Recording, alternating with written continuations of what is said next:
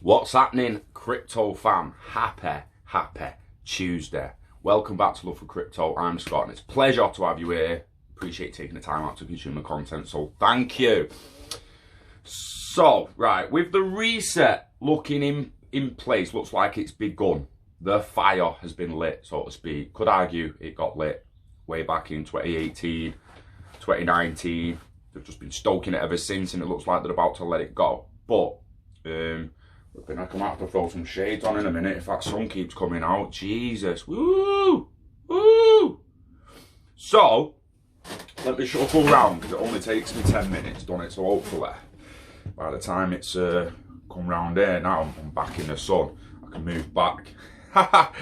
Anywho, let's have a look at this in a sec, right? So 1988, The Economist. Let's focus here now, because we're all expecting the phoenix to rise, aren't we? We're all expecting a new system to emerge, like the Phoenix. The Economist, 1988, had a phoenix on the cover. They had an article about it. People think it's just a cover. It's actually an article. But let me just read you something, and then I'll show you the picture of the Economist. So basically, in fact, let's look at the picture first. So it's that.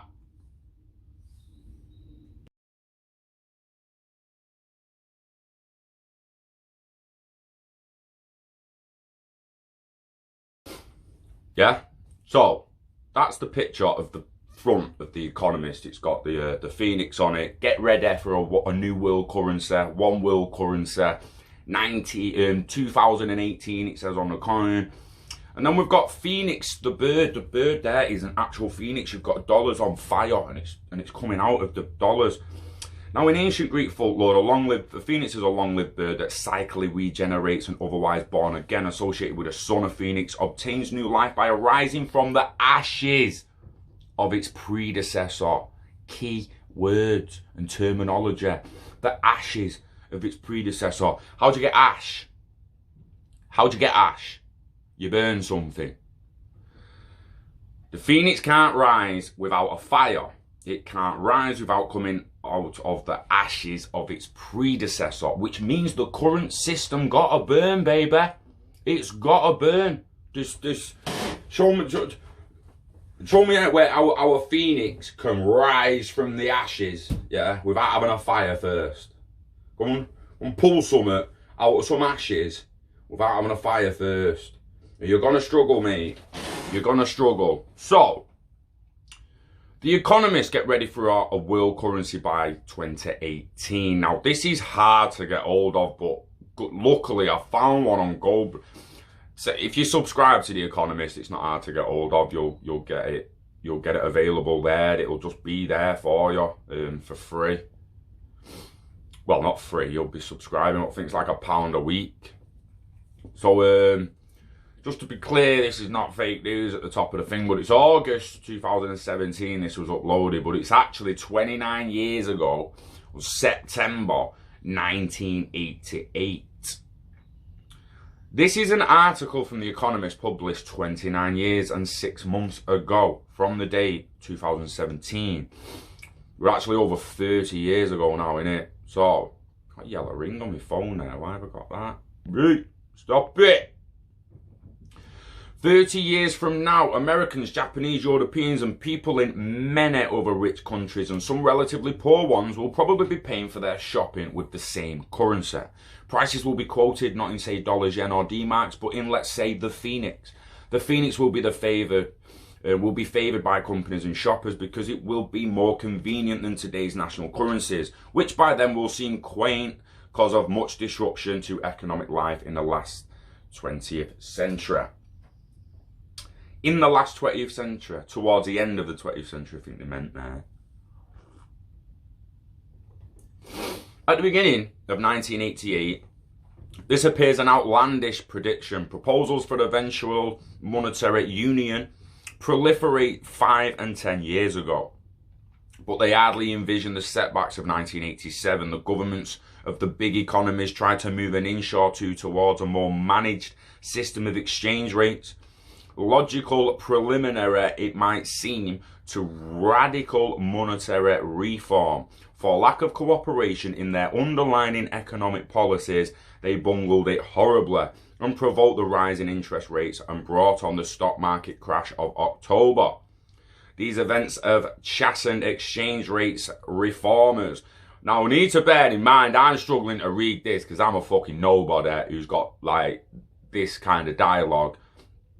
And this paper magazine is written for the, how do we do this without being judgmental? The more, yes, zippy, yeah? The more up-to-date, uptight, higher class, whatever you want to call it. The terminology in this is to put the sheep off. If a sheep reads this, he's like, what the hell is this even on about? I don't even care. I don't even care. But they probably should have cared. The market crash in the 80s, I mean, you go back and look at this and there's people jumping out of windows. They're jumping out of windows in the 80s because they've lost so much money to someone else. And rather than pick up the phone and tell the guy they've lost his money, they're jumping out the window. Madness.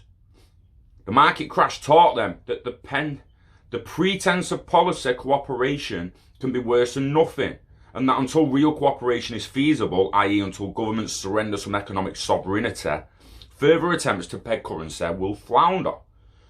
The new world economy, the biggest change in the world economy since the early 70s, is that flows of money have replaced trade in goods as the force that drives exchange rates. As a result of the relentless integration of the world's financial markets, differences in national economic policies can disturb interest rates or expectations of future interest rates, only slightly, yet still call forth huge transfers of financial assets from one country to another. These transfers swamp the flow of trade revenues in their effect on the demand and supply of different currencies, and hence in their effect on exchange rates. As telecommunications technology continues to advance, these transactions will be cheaper and faster still. With uncoordinated economic policies, currencies can get only more volatile. Volatility. So, it carries on. The Phoenix Zone would impose tight constraints on national governments. There would be no such thing, for instance, as a national monetary policy. Interesting. I don't think this has happened quite as fast as they wanted it to, but it's clearly going there, innit? You know, we're clearly getting there. The World Phoenix, the UN credit, I believe it will be, pegged to 1 XRP. So 1 UN credit's going to be the value of 1 XRP. 1 XRP will be the value of your personal CBDCs. You see, they can start saying that fiat currencies are going, and they'll go, or they'll become CBDCs, and people might use the same currency like it says in at the top of the article. But the fact of the matter is, someone in England's going to want to know the value in pounds. Someone in America's going to want to know the value in dollars. And someone in China is going to want to know their currency value. Russia, Australia, and so on. People want to know the value of their own assets in their own home fiat currency. Video is about to stop, so I need to go and delete a video. So I've got more, my phone's literally rammed up. So 2 ticks. And I'm back. My phone, the memory on my phone filled up. It started saying like you only had 20 odd seconds left. So where was I? So I'm gonna have to crop and crop them together. So the Phoenix Zone would impose tight constraints. I don't think it's happening quite as fast as they thought back in the 80s. They had 2018 on it, and they're all talking about us all using the same currency, and it doesn't seem like that far along. But the World Phoenix supply would be fixed by a new central bank, descended perhaps from the IMF, the world inflation rate, and hence, the world inflation rate, I like that, and hence, with narrow margins, each national inflation rate would be in its charge. Each country could use taxes and public spending to offset temporary falls in demand, but it would have to borrow rather than print money to finance its budget deficit. This is what the central bankers have done, innit? Someone's come in and just gone, Joe, do you know what? We'd have fixed the financial system. we're going to do this, we're going to do that, it's going to fix everything. And the central bankers just went, yo, so how's the debt work, bruh? So how's the debt work? Because we need to know how the debt works. Because that's all about the debt. It's all about interest rates and debt. How's all this going to work, man? Collateralization? How they can still keep a grip on it, innit? So it would have to borrow rather than print money to finance its budget deficit. With no recourse to the inflation tax, governments and their creditors would be forced to judge their borrowing and lending plans more carefully than they do today. This means a big loss of economic sovereignty, but the trends that make the Phoenix so appealing are taking that sovereignty away in any case. Even in the world of more or less floating exchange rates, individual governments have seen their policy independence checked by unfriendly outside world. As the next century approaches, the natural forces that are pushing the world towards economic integration will offer governments a broad choice. They can go with the flow or they can build barricades. Ooh! Offer them a broad choice. Offer them a broad choice. Oh my days. The natural forces that are pushing the world towards economic integration. Is that the devs, the open source devs who are pushing technology, pushing innovation? And then they can go with the flow, open source, blockchain, DLT, ILP, Internet of Value, transparent and trusted. Or they can build barricades, walled gardens, private ledgers. Oh my days. Preparing the way for the Phoenix will mean fewer pretended agreements on policy and more real ones.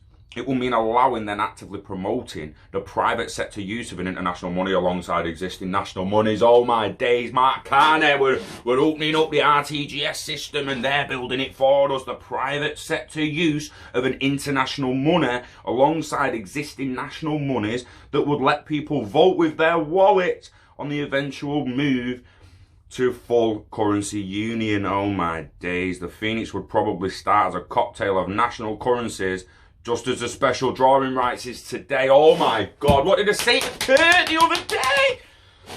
You can't, like, in my opinion, I'm just me, but in my opinion, they can't just flip from the SDR XDRs, like go and look up at the special drawing rights XDR and the basket of currencies. XRP, almost undoubtedly, is going to be added to that basket. Probably next summer, if not this summer, right? Let's have it right. Let's not, I mean, the worst case scenario, summer 2023 is the last time I can see that being added, if not before. Again, we don't know how long they're going to let this go. Don't know how long they're going to let this fire burn, do it. We don't know how low it's going to come. Or what market should I go in, Scott? Oh, honestly, guys, at this moment in time, I'd say don't go into fucking anything unless you know it's pretty much at its bottom, and then go in it. Crypto, you could argue, is pretty near the bottom at the moment. Silver, in some places, could argue it's pretty near the bottom at the moment, but we're coming towards we're at the start of what's looking like a pretty big recession. You've got to look at every market and think, well, it could go up to 30% down. That could, possibility, probabilities. Like I said yesterday, you've got to weigh your own risk. And if you're going a little bit high, you're going a little bit high, but you've gonna have to weigh it up a little bit. But the fact of the matter is, the special drawing rights, I do believe, will have XRP added to them eventually.